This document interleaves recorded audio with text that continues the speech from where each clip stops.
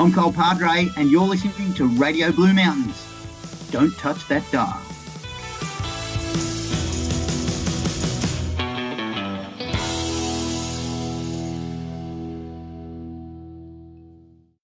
If you ever listen to the Mezcal Tones, people would say to me, what kind of music do they play? And I'll tell you, just have a listen to Motorcycle Girl episodes 1, 2, 3, and 4, which to me is a trilogy in 4 parts. And with me right now is Cole Padre from the Mezcal Tones. Welcome to Radio Blue Mountains. Hey, thanks for having me, Richard. It's a real pleasure to be with you, mate. And I really like what you said about a trilogy in 4 parts, because a wise man once said to me, there's 3 sorts of people in this world. It's those who understand numbers and those who don't. Okay, I'll just let that one hang there. A few cricket noises there. Crick, crick, crick. Okay, we can see where this is going. Look, Mezcal Tones, I've seen you live. You're a great live band. You're out there, you're gigging. I want to talk just about Motorcycle Girl. What's the background to Motorcycle Girl? What's her story? Where's she come from? Okay, well, I kind of picture her as a superhero, sort of in the 20th century style, but for the 21st century. She's saving the world one misogynist at a time. Okay. Now there's a wonderful video on YouTube, but let's go right to the start. Motorcycle Girl, episode 1. What song is this? Okay, that's Hillbilly Surf Rage. Now, as soon as I heard that song, Shango turned up with that song at rehearsal. And Shango's your guitarist.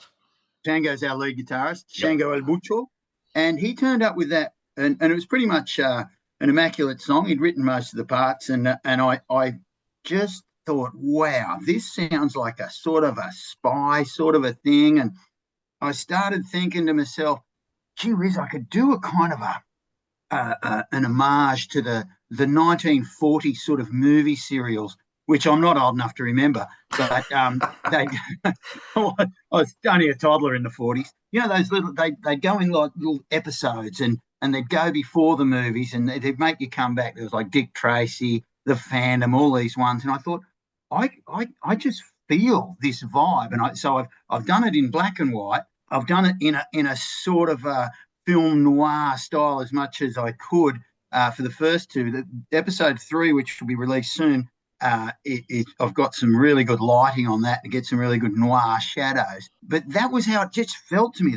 I feel things when I hear songs. I just think, wow, and that helps with lyrics. But this was an instrumental, and I couldn't help thinking, geez, I'd like to just put some movement to this. Mimi is she's a graduate of the Sydney Academy of, I think it's called the Sydney Acting Academy, something like that. I'm sure I got that wrong. But she's an incredibly talented actor who's done stage, screen, and a lot of stuff. And I thought, you know what, if anybody can carry this off, it's her. And she's just absolutely delightful to work with on set. She's a fantastic energy, and she suits Motorcycle Girl. She is Motorcycle Girl. Let's go. Well, I want to go through all 4 tracks, so let's have a listen right now to the Hillbilly Surf Rage, or better known what I know as Motorcycle Girl, episode 1.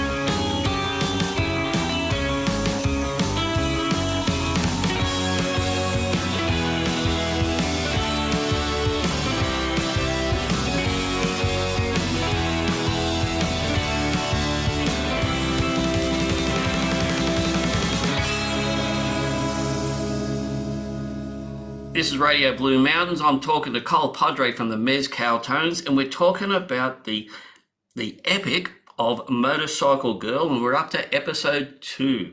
Now, episode 2 is actually Motorcycle Girl, and this is the one with the lyrics. Yeah, I know. And this sort of spoilt my plan, but There was a plan? Yeah, there was a plan. Initially, I was just going to do a film clip for the song Motorcycle Girl. And in fact, I saw this cafe and I loved the way it looked. And I went, I want to shoot a film clip here.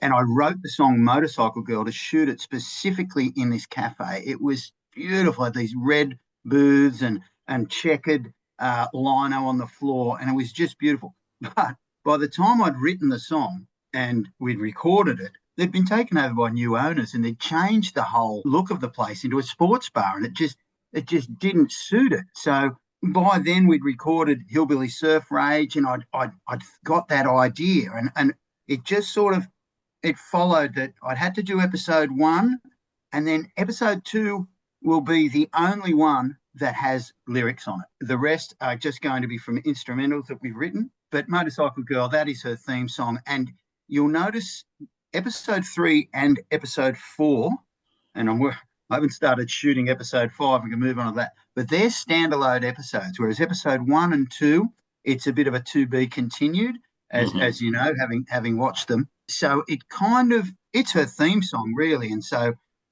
without giving too much away, our antagonist gets into a bit of trouble in episode 1. She calls for help, and that's where we first see Motorcycle Girl appear.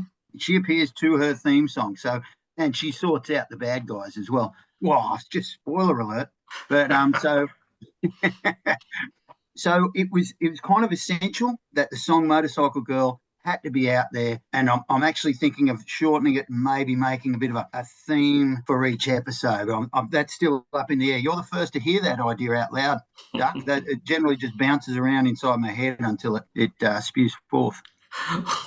Okay, let's have a listen to episode 2, Motorcycle Girl, episode 2 from the Mezcal Tones.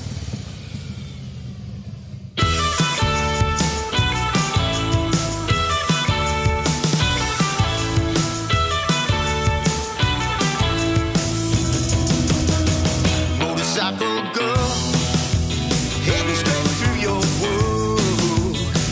Motorcycle eyes, seeing straight through the lies. Motorcycle girl said she's coming back, but I watched her tail light fade to black. Motorcycle girl, motorcycle girl, watch her as she riding by.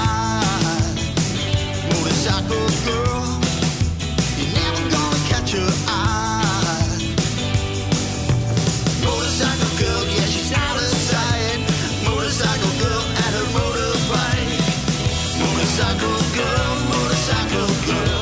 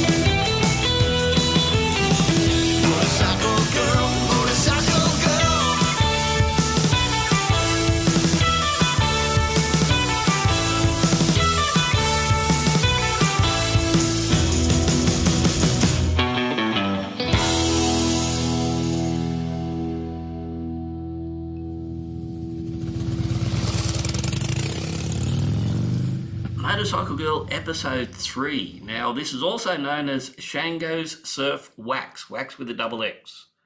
How does this fit into the episode, the Motorcycle Girl trilogy? Well, how good's this? Because I spoke with Shango before we wrote the songs for our latest album, Agave Soiree. And I said, mate, write me another spy one because I've got ideas for quite a few episodes. So episode 3, this was a specific task. He was given a task and boy, oh boy, he didn't let me down. He came back in. Oh, it was just, I heard it and just went, this is perfect, Shango. Thank you very much. Shango's Surf Wax. I don't want to give too much away the story of episode 3. I'm going to shoot one of the final scenes in the next couple of weeks. And so we hope to have that out reasonably soon. But Shango was just on task. He drilled this song and I just absolutely love it. It speaks to me. And as soon as he wrote that for me, I knew exactly what the story just came to me. It's I'll give you a little preface to this. It's actually about a mad scientist who has developed this special surf wax that is turning professional surfers into dogs. And the surf competition is next week, and Motorcycle Girl has got to come to the rescue.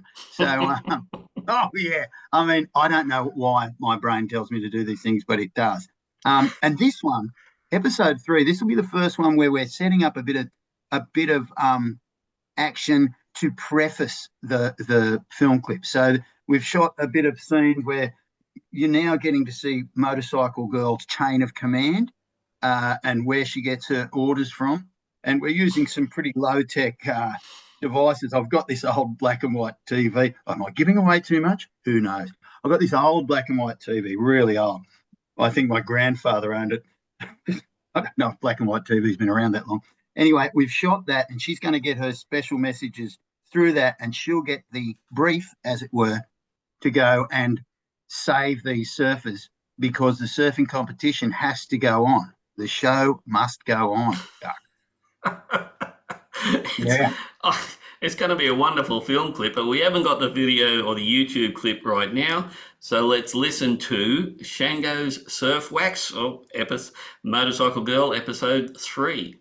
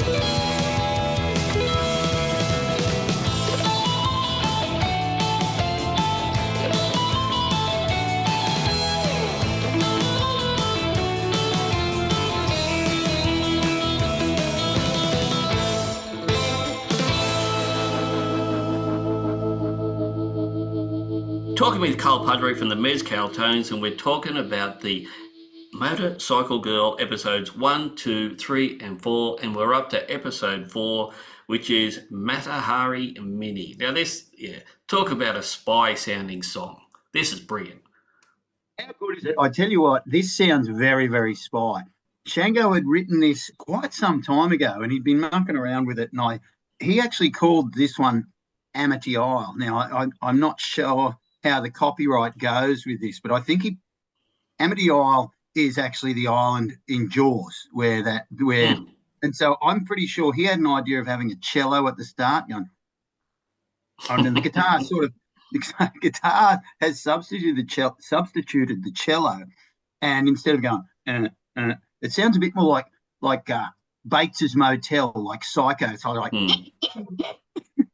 so that's where the song came from, and I heard that, and it almost wasn't going to be on the album, and I said, man, it's got to be on the album because I need that for episode 4, and that's how we roll. I need that for episode 4.